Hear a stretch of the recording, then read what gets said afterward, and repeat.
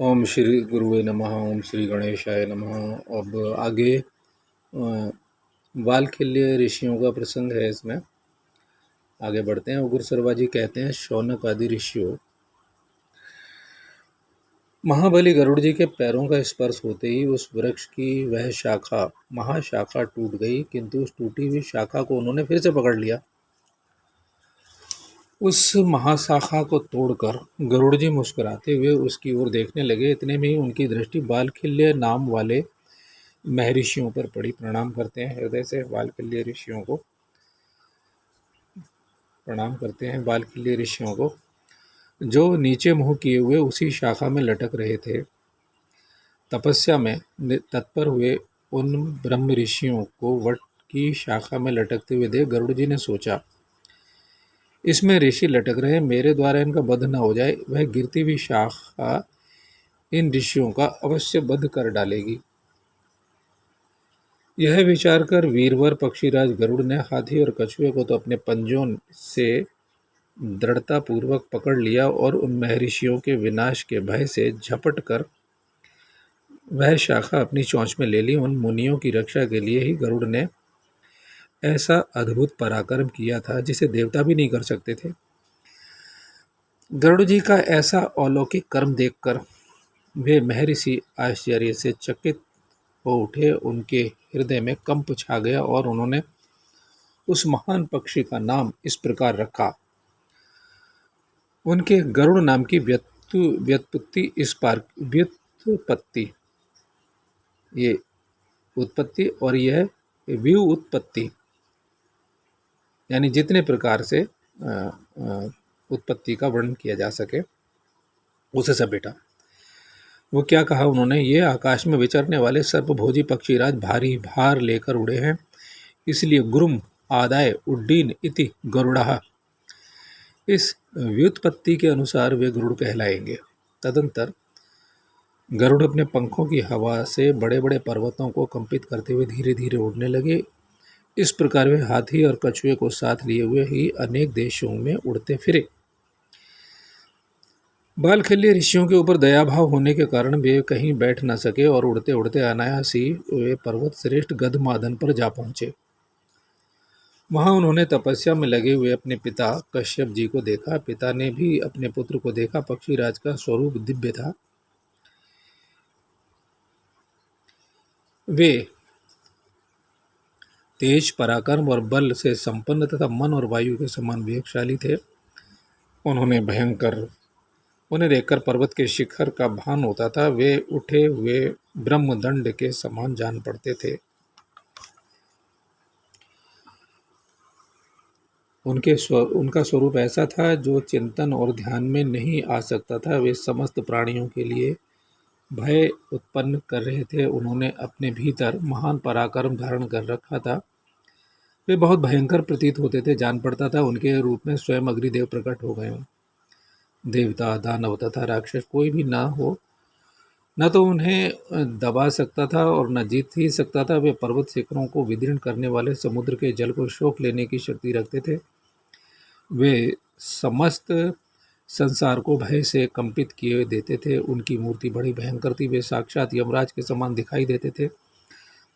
उन्हें देखकर उस समय भगवान कश्यप ने उनका संकल्प जानकर उनसे इस प्रकार कहा। कश्यप जी बोले, बेटा, कहीं दुस्साहस का काम न कर बैठना, नहीं तो तत्काल भारी दुख में पड़ जाओगे।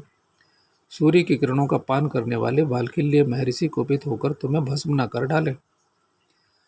उग्र सरवा जी कहते हैं, तदंतर पुत्र के लिए महर्षि कश्यप ने तपस्या से निष्पाप हुए महाभाग बालखिल्य मुनियों को इस प्रकार प्रसन्न किया। कश्यप जी बोले, तपोधनो, गरुड़ का यह उपयोग और यह उद्योग प्रजा के हित के लिए हो रहा है। ये महान पराक्रम करना चाहते हैं, आप लोग इन्हें आज्ञा दें। उग्र सरवा जी कहते हैं, भगवान कश्यप के इस प्रकार अनुरोध करने पर बालखिल्य मुनि उस शाखा को छोड़कर तपस्या करने के लिए परम पुण्यमय हिमालय पर चले गए। उनके चले जाने पर विनीतानंदन गरुड़ ने, जो मुंह में शाखा लिए रहने के कारण कठिनाई से बोल पाते थे, वे अपने पिता कश्यप जी से पूछा, भगवान, इस वृक्ष की शाखा को मैं कहाँ छोड़ दूँ? आप मुझे ऐसा कोई स्थान बताएं जहाँ बहुत दूर तक मनुष्य न रहते हों। तब कश्यप जी ने उन्हें एक ऐसा पर्वत बता दिया जो सर्वथा निर्जन था, जिसकी कंदराएं बर्फ से ढकी हुई थीं और जहाँ दूसरे कोई मन से भी नहीं पहुंच सकता था। उस बड़े पेट वाले पर्वत का पता बताकर महान पक्षी गरुड़ उसी को लक्ष्य करके शाखा, हाथी और कछुए सहित बड़े वेग से उड़े। गरुड़ वटवृक्ष की जिस विशाल शाखा को चोंच में लेकर जा रहे थे, वह इतनी मोटी थी कि 100 पशुओं के चमड़ों से बनाई हुई रस्सी से भी उसे लपेट नहीं सकती थी। पक्षीराज गरुड़ उसे लेकर थोड़ी देर में वहां से लाख योजन दूर चले आए। पिता के आदेश से क्षण भर में उस पर्वत पर पहुंचकर उन्होंने ही वह विशाल शाखा वहीं छोड़ दी। गिरते समय उससे बड़ा भारी शब्द हुआ। वह पर्वतराज उनके पंखों की वायु से आहत होकर कांप उठा। उस पर उगे हुए बहुतेरे वृक्ष गिर पड़े और वह फूलों की वर्षा सी करने लगा। उस पर्वत के मणिकांचन में विचित्र शिखर जो उस महान शैल की शोभा बढ़ा रहे थे, सब ओर से चूर चूर होकर गिर पड़े। उस विशाल शाखा से टकराकर बहुत से वृक्ष भी धराशायी हो गए। वे अपने स्वर्णमय फूलों के कारण बिजली सहित मेघों की भांति शोभा पाते थे। स्वर्णमय पुष्पों वाले वे वृक्ष धरती पर गिरकर पर्वत के गेरू आदि धातुओं से संयुक्त हो सूर्य की किरणों द्वारा रंगे हुए सुशोभित होते थे। तदंतर पक्षीराज गरुड़ ने उस पर्वत की एक चोटी पर बैठकर उन दोनों हाथी और कछुए को खाया। इस प्रकार कछुए और हाथी दोनों को खाकर महान वेगशाली गरुड़ पर्वत की उस चोटी से ही ऊपर की ओर उड़ चले। उस समय देवताओं के यहाँ बहुत से भय सूचक उत्पात होने लगे।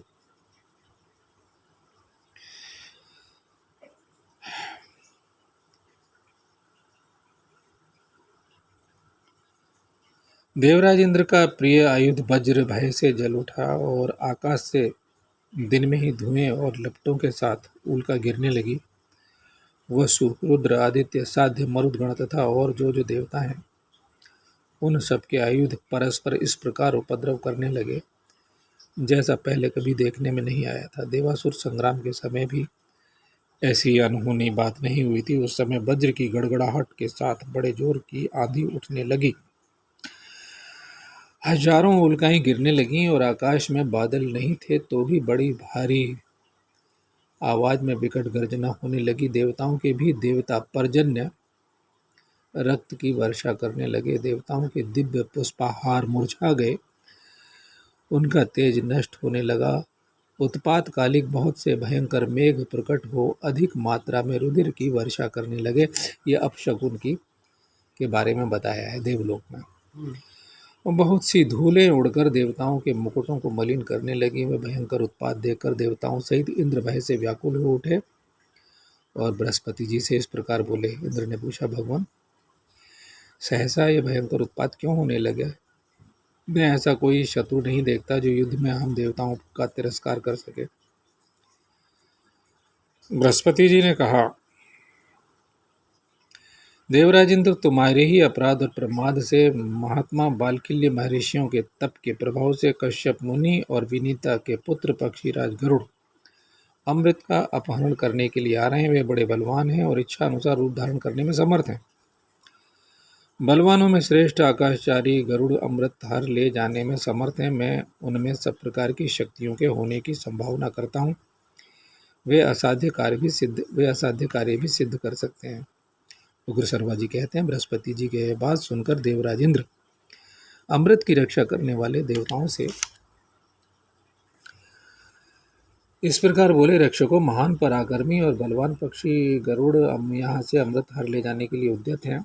मैं तुम्हें सचेत करता हूँ जिससे वे बलपूर्वक इस अमृत को न ले जा सके। बृहस्पति जी ने कहा कि उनके बल की कहीं तुलना नहीं है। इंद्र की यह बात सुनकर देवता बड़े आश्चर्य में पड़ गए और यत्न पूर्वक अमृत को चारों ओर से घेर कर खड़े हो गए। प्रतापी इंद्र भी हाथ में वज्र लेकर वहां डट गए। मनस्वी देवता विचित्र स्वर्ण में बहुमूल्य वैदूर्य मणि में कवच धारण करने लगे। उन्होंने अपने अंगों में यथास्थान मजबूत और चमकीले चमड़े के बने हुए हाथ के मोजे आदि धारण कर लिए। नाना प्रकार के भयंकर अस्त्र शस्त्र भी ले लिए। उन सब आयुधों की धार बहुत तीखी थी। वे श्रेष्ठ देवता सब प्रकार के आयुध लेकर युद्ध के लिए उद्यत हो गए। उनके पास ऐसे ऐसे चक्र थे जिससे सब ओर आग की चिंगारियां, धूम सहित लपटें प्रकट होती थीं। उनके सिवा परिघ, त्रिशूल, फरसे, भांति भांति की तीखी शक्तियां, चमकीले खंग और भयंकर दिखाई देने वाली गदाएं भी थीं। अपने शरीर के अनुरूप इन अस्त्र शस्त्रों को लेकर देवता डट गए। दिव्याभूषणों से विभूषित निष्पाप देवगण तेजस्वी अस्त्र शस्त्रों के साथ अधिक प्रकाशमान हो रहे थे। उनके बल, पराक्रम और तेज अनुपम थे, जो असुरों के नगरों का विनाश करने में समर्थ तथा अग्नि के समान देदीप्यमान शरीर से प्रकाशित होने वाले थे। उन्होंने अमृत की रक्षा के लिए अपने मन में दृढ़ निश्चय कर लिया था। इस प्रकार वे तेजस्वी देवता उस श्रेष्ठ समर के लिए तैयार खड़े थे। वह रणांगण में लाखों परिघ आदि आयुधों से व्याप्त होकर सूर्य की किरणों द्वारा प्रकाशित एवं टूटकर गिरे हुए दूसरे आकाश के समान सुशोभित हो रहा था। ओम तत्सत। आज इतना ही।